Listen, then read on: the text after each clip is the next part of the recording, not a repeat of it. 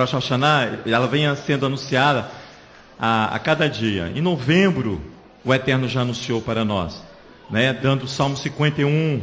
Não vou repetir não, porque já foi ensinado, muito bem ensinado, hoje pela manhã. E depois, os homens se prostraram diante do Eterno e tocaram shofar a partir do mês de Elu, todos os dias, no sacrifício da manhã, no sacrifício da tarde. Nós estamos aqui para ouvir o toque do shofar, anunciando Rosh Hashanah. Depois as mulheres nos prostraram diante do Eterno e fizeram a sua, anunciando o Rosh Hashanah, fazendo o estandarte, colocando o anúncio aqui na toalha. E agora vem as crianças anunciando Rosh Hashanah, porque Rosh Hashanah é amanhã, a partir do pôr do sol. O dia de Rosh Hashanah é segunda-feira, nós comemoraremos amanhã no pôr do sol, já no dia próprio para a comemoração. Eu estou falando isso por quê? Porque muitos acham que hoje nós estamos aqui celebrando Rosh Hashanah. Não, aqui as crianças estão anunciando, cantando, porque amanhã fica apertado para elas. Então, Rosh Hashanah para nós, você que não trouxe o seu refrigerante, você tem o dia todo amanhã para trazer, tá? Inclusive eu. Eu estou me lembrando disso aqui. Rosh Hashanah, a cabeça do ano. Eu vou tentar ser o mais rápido possível, porque Rafael hoje à tarde me ligou e ele estava preocupado porque ele tinha escolhido alguns louvores. Esses louvores eram um pouco mais, como diz assim, agitados, né? Um pouco mais alegres, né? E Rosh Hashanah traz um princípio de solenidade, uma festa solene, mais centrada. Eu falei assim, Rafael, o Eterno já liberou para nós, que nós celebremos com alegria. Quando hoje pela manhã ele já nos deu, foi Salmo 105, que eu falei, Rafael, você pode ler o Salmo 105, o Eterno já nos deu um aval para que nós possamos cantar. Mas, não só o Eterno, como os nossos pais, também já nos autoriza a celebrar Rosh Hashanah com a questão de uma festa alegre, mas também tem um contexto solene. Então, a festa, vou dizer assim, é festiva, mas também com um contexto solene. Vai lá em Levítico, capítulo 23, você vai ver que a Torá refere-se a este dia como o dia da aclamação. Você e eu vamos aclamar, Yom Teruah. Vamos aclamar. Levítico é onde nossos pais nos dão como referência para que você e eu possamos celebrar aqui a partir Levítico 23. Você vê aí as festas aqui sendo estabelecidas, e aí no verso 23 o Eterno diz assim, irmãos, disse o Eterno a Moisés, 24, diz aos filhos de Israel, no 7º mês, ao 1º do mês, tereis descanso solene, um memorial, com som de trombeta, o som de shofar, santa convocação, nenhum trabalho servil fareis, verso 25, mas trarei ofertas queimadas ao Eterno. Fala aos filhos de Israel, aos Benei Israel, para dizer, na 7ª lunação, o primeiro dia da lunação será Shabaton completo, para vós, memória de ovação, convocação, vocação sagrada, é um dia festivo, mas porém solene. Então, o 7º mês, que é Tisri, ao qual nós entraremos, os nossos pais nos ensinam que é o Shabat dos meses. Assim como nós temos o Shabat, que é o Shabat da semana, é o dia de descanso da semana, que nós acabamos de sair dele. Nós temos o Shabat do mês, do ano, dos meses, né? Que é o mês de Tisri, rico em celebração, diz os nossos pais. Rico em celebração a Adonai, festiva, mas solene. Festiva por quê, irmãos? Porque ela é rica de lembranças. Ela é rica de lembranças. Como assim? A primeira lembrança que eu vou trazer só duas. A primeira lembrança que eu vou trazer para você, desse 7º mês, Tisri, Shabat dos meses, Rosh Hashanah, está a inauguração do Templo de Salomão, lá em 1º Reis. Vão lá comigo, por favor. Eu vou ser breve, irmãos. Eu juro para vocês. 1º Reis. Então, eu queria... Foi muito bom, Rafael, ter ligado. Porque ele aquietou meu coração E eu aquietei o coração dele quando o Eterno nos dá Salmo 105. 1 Reis, falei, né? Capítulo 8. Vai lá para você ver comigo, por favor. Nós faremos a leitura do verso 1 ao verso 5 apenas. Diz assim, olha, para você ver que quando o Rafael começou e os levitas começou a cantar uma celebração festiva, ele estava em linha com aquilo que os nossos pais fazem e tem como referência de adorar ao Eterno, e assim como o Eterno vai e assina embaixo, nos dando 1 Crônicas, capítulo 16, que nós vamos ler daqui a pouco. A referência diz assim, olha, capítulo 8 de 1 Reis, verso 1. Então congregou Salomão aos anciãos de Israel, e todos os cabeças das tribos, o chefe das casas paternas dentre os filhos de Israel, diante de si em Jerusalém, para fazerem subir a arca da aliança do Eterno na cidade de Davi, que é Sião. Todos os homens de Israel se congregaram ao rei Salomão, se uniram a ele, fizeram adesão a esta solenidade, a esse tempo festivo, na ocasião da festa, no mês de Etanim, que é o 7º mês. Mês de Etanim, irmãos, é um nome antigo, primitivo do mês de Tisrei. Ele significa Etan, que significa força, poder, grandeza, mês da colheita, mês que produz alimento para mim e para você. Mês que produz um alimento tanto físico quanto espiritual, quando o Eterno dá uma oportunidade para mim primeiro e para vocês também, de se apresentar diante dele com um coração contrito e buscando o quê? Arrependimento de pecado. Aqui, ó, no 7º mês, ao verso 3, vieram todos os anciãos de Israel.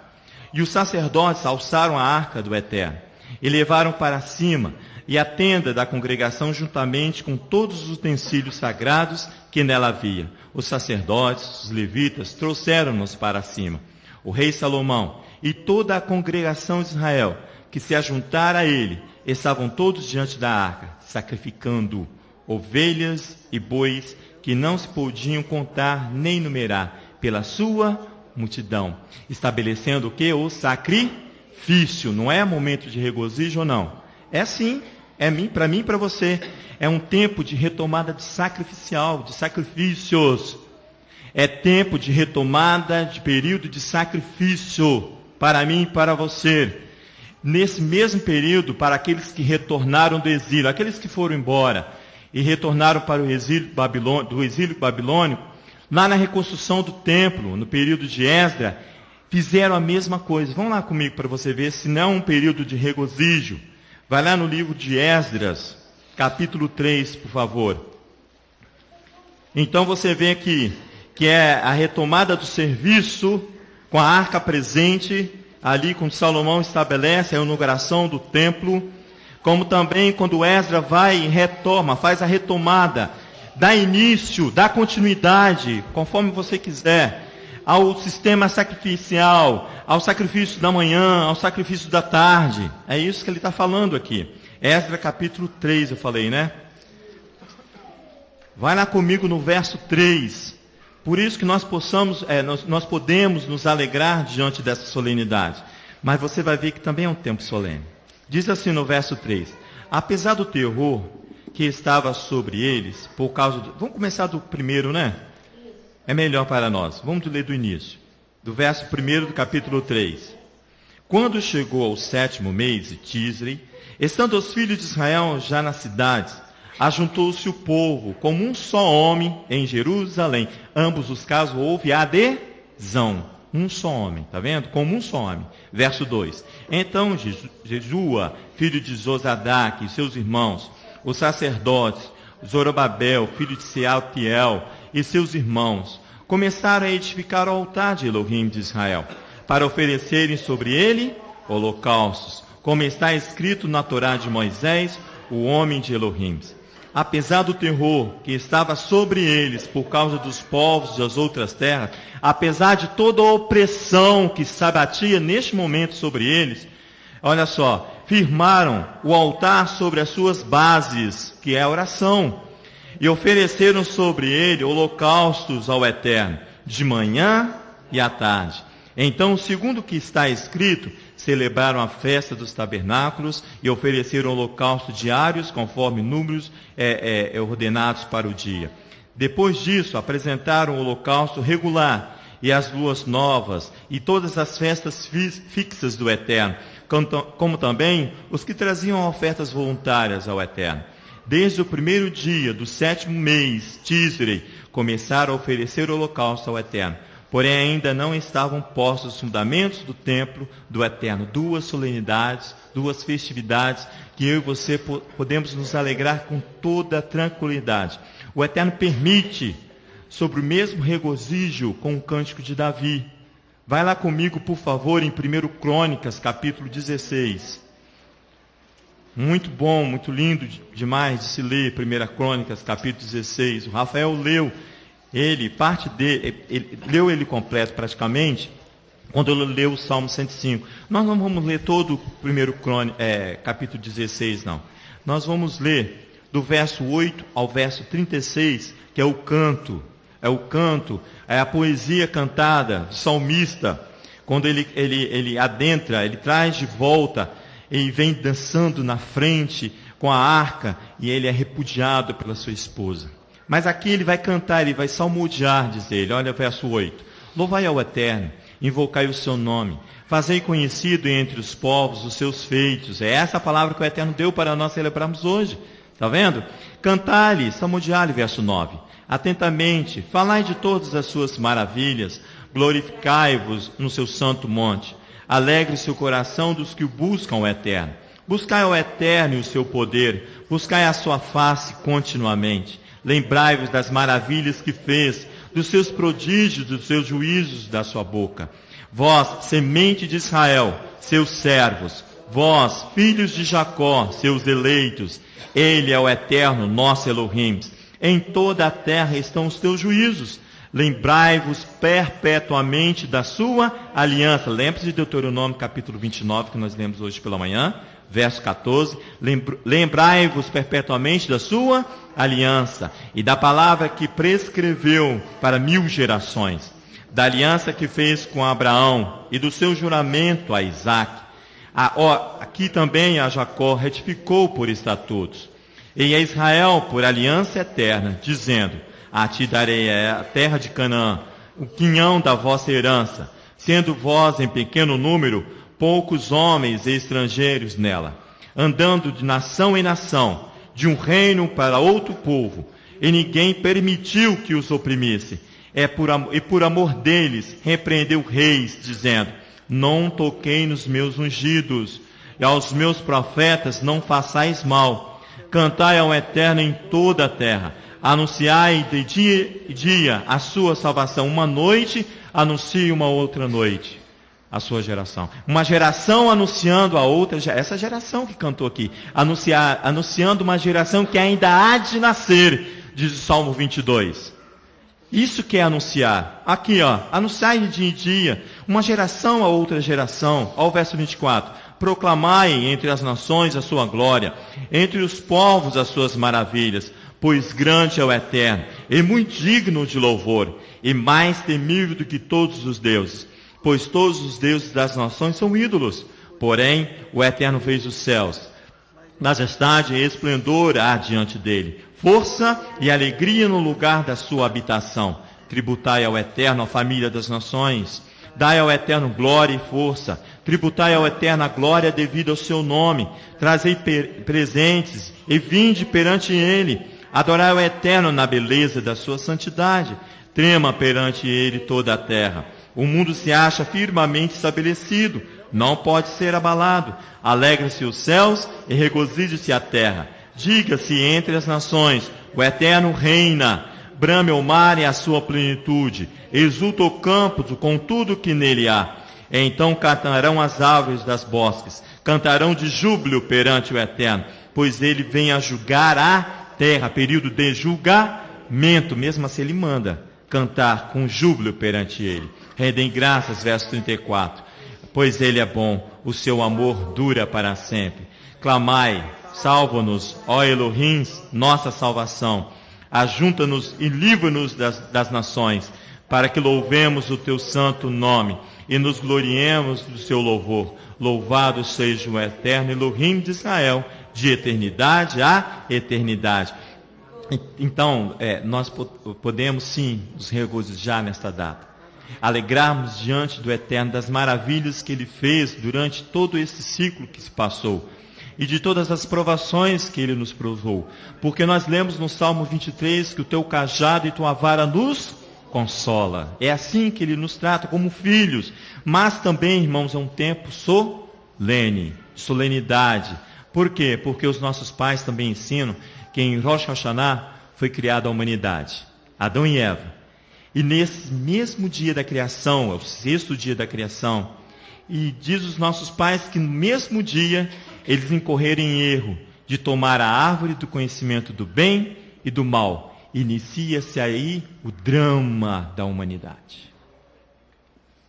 Solenidade há nessa festividade. Inicia-se aqui o drama da humanidade com a perda de uma convivência íntima com seu Elohim, por causa de uma iniquidade. Por que iniquidade? Porque ao mesmo tempo que eles pecaram, houve a consequência do pecado.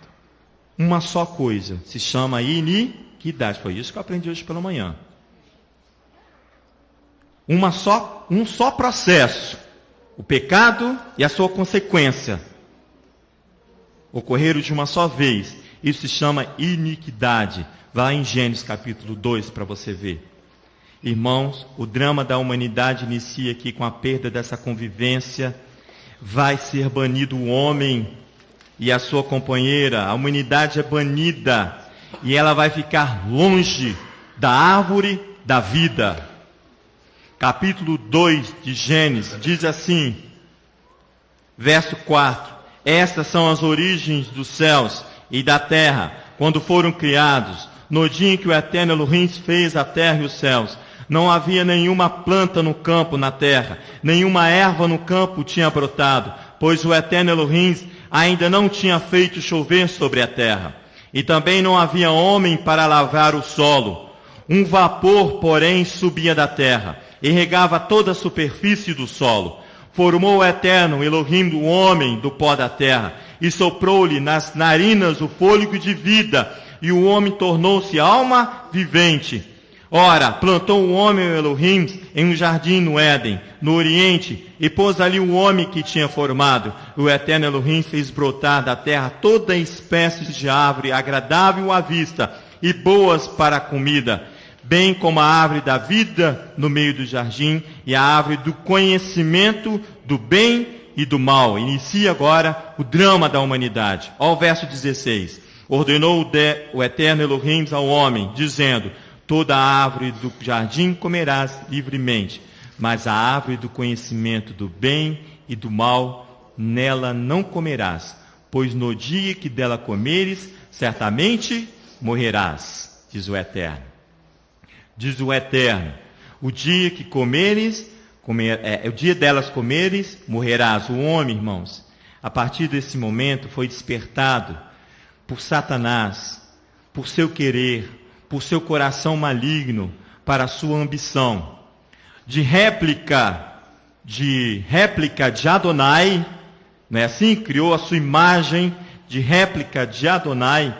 O homem passa a ter agora uma imagem desfigurada por causa do desejar, da ambição. Ele deseja ser igual a Elohim. Vai no capítulo 3 aí, no verso 5, por favor, para você ver aí, ó. Porque Elohim sabe que no dia, isso é a serpente falando, porque Elohim sabe que no dia em que comeres desse fruto, e os vossos olhos se abrirão, e sereis como Elohim, conhecendo o bem e o mal. Olha em outra versão. Pois Elohim sabe que no dia em que dele comerdes, vossos olhos se arregalarão, e sereis como Elohim, penetrando o bem e o mal. Segundo os rabis, o desejo de ter conhecimento aqui de Elohim, como uma ferramenta de uma boa oratória, como um argumento para se posicionar sobre o teu irmão ou sobre o próximo, em superior a outro, não é um progresso, e sim uma regressão do homem.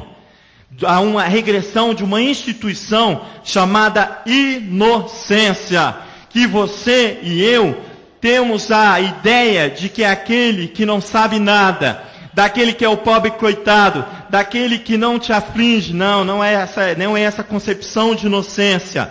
A inocência para Elohim é a ausência de segundas intenções.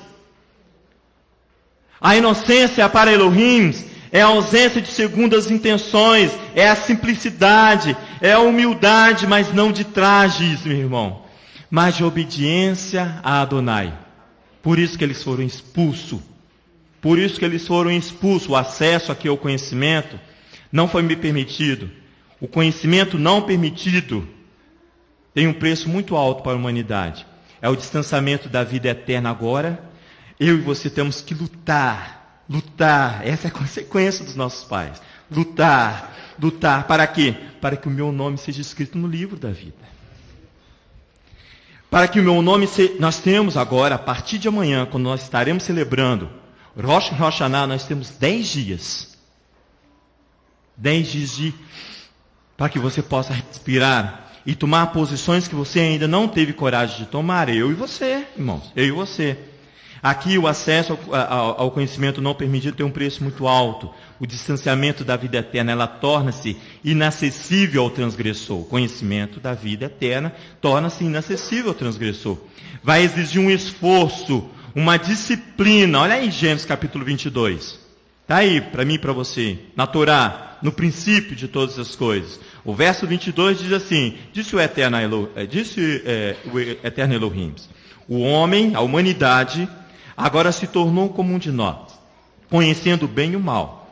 Assim, para que não estenda a mão e tome também o quê? A árvore da vida, e come viva eternamente.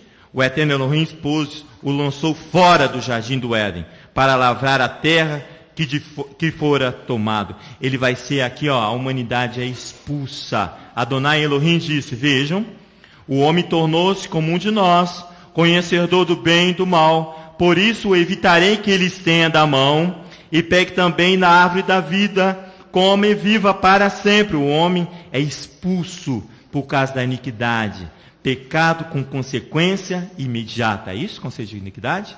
Pecado com consequência imediata, por causa da ambição, porque ele é ambicioso para ser julgado por Adonai. Adonai vai expulsá-lo do meio do jardim. Agora ele vai ter que exercer força. Paulo, em 1 Coríntios, no capítulo 5, ele manda expulsar o imoral. Ele chama o imoral, sabe de quê? Olha, ele chama o imoral de iníquo, por causa da iniquidade. Vai lá para você ver. É assim que Elohim faz. Expulsa, põe para fora, para que ele possa agir. Aqui, capítulo... vai lá comigo, por favor. Em 1 Coríntios, por favor. Capítulo 5. Eu estou correndo, porque... Eu tenho tempo não. Amém. Vamos lá. 1 Coríntios, capítulo 15. Não vou ler o capítulo 15 todo, não. Perdão, 5. Ele começa assim no verso 11. Geralmente, se ouve que há entre vós imoralidade. Imoralidade tal, como nem mesmo entre os gentios, isto é, haver quem abuse da mulher de seu pai. Estais inchados, e nem ao menos vos entristecestes, para que fosse tirado do vosso meio quem comece tal ação. Agora quero que você vá no verso 11. Diz assim, Paulo, mas agora vos escrevo, que não se associeis com aqueles que, dizendo-se irmão, for devasso, ou avarento, que é o ganancioso, que é aquilo que está lá em Gênesis, ou idólatra, ou maldizente, aquele que fala mal do irmão, o beberrão, o roubador, com tal, nem ainda comais. Que me importa de julgar os que estão de fora? Não julgais vós os que estão de dentro? Mas Elohim julga os que estão de fora. Tirai do meio de vós esse iníquo, cometeu iniquidade, pôs para fora, para que Elohim, o próprio Elohim, vai e julga. Por isso que quando nós estamos hoje estudando a Parashá a paraxá anterior, Nitzavim, de pé, porque trata, irmão, de uma postura que Adonai exige de mim e de você. Uma postura é ser reto, é andar reto em retidão. Segundo os especialistas, os médicos, os fisioterapeutas, dizem que a estrutura óssea do homem ereto, ela é perfeita. Não precisava nem cientista, né? Elohim foi o que fez. Então a estrutura óssea é perfeita para que você fique de pé. Por isso que a exigência dessa manhã era isso, para que eu permaneça. E permanecer, irmãos, e permanecer é uma obrigação minha e sua. Para que eu e você possamos preservar a próxima geração. Aí você entende quando a pastora falou não baixe os instrumentos que eu quero ver os meninos cantarem. Porque é uma geração anunciando a outra geração. Uma geração que aprendeu comigo e com você e que está anunciando as gerações futuras. Por quê? Porque eu preciso ficar e preservar, eu preciso ter uma postura reta, eu preciso permanecer e não ser expulso por Adonai para que ele me julgue. Aqui, para preservar a próxima geração, isso é gerar fruto, irmãos. Caso contrário, esse será lançado fora, porque não dá fruto, diz Yeshua no capítulo 15. Ele diz assim, todos os ramos em mim, ele fala. Ele não fala ramo de fora, não. Ele fala assim, todos os ramos em mim, que não dá fruto, que está nele e que não dá fruto, ele corta, e todo ramo que dá fruto, produz, ele poda para que produz mais fruto. O teu cajado e tua vara me consola. Irmãos, nós precisamos retificar para alguns e ratificar para outros a nossa postura. Ela se faz necessário agora, já em Rosh Hashanah, nós temos 10 dias para que a minha postura melhore diante de Adonai. Para que eu seja reto, para que eu seja íntegro, porque pode não haver tempo para mim e para você. Pode não haver tempo. Vá lá para nós concluirmos em Apocalipse capítulo 22, por favor. Eu vou encerrar, irmãos, porque as crianças vão continuar cantando, anunciando, para que eu possa estar aqui amanhã com o coração limpo e livre para cantar diante de Adonai, para celebrar e para pedir perdão e misericórdia por mim, por aqueles que não vão estar aqui presentes. Todos. O capítulo 22, ele começa assim: então me mostrou o rio de água da vida, claro como cristal, que procedia do trono de Elohim e do Cordeiro. No meio da tua praça, em ambas as margens do rio, estava a árvore da vida. Aquele que permanecer verá isto. Aquele que permanecer verá isso. Que produz 12 frutos, dando seu fruto de mês a mês. E as folhas de árvore são para a cura das nações. Ali, irmãos, nunca mais haverá maldição. Nela estará o trono de Elohim e do Cordeiro. E os seus servos o servirão. E verão a sua face, na sua testa estará o seu nome. Ali não haverá mais noite. Não necessitarão de luz de lâmpada, nem de luz do sol, pois o eterno Elohim os iluminará e reinarão para todos sempre. Amém. Mas olha só, vai lá no verso 10, irmãos, por favor. Disse-me ainda, não cele as palavras dessa profecia deste livro, porque próximo está o tempo. Irmãos, pode não haver mais tempo. Assim como foi para Esaú, não houve tempo de arrependimento. Olha só que coisa linda isso aqui. Olha o verso 11. Quem é injusto, faça injustiça ainda. Quem está sujo, suje-se ainda. Quem é justo, faça justiça ainda. E quem é santo, santifique-se ainda. Eis que cedo vem. A minha recompensa está comigo, para dar a cada um segundo a sua obra.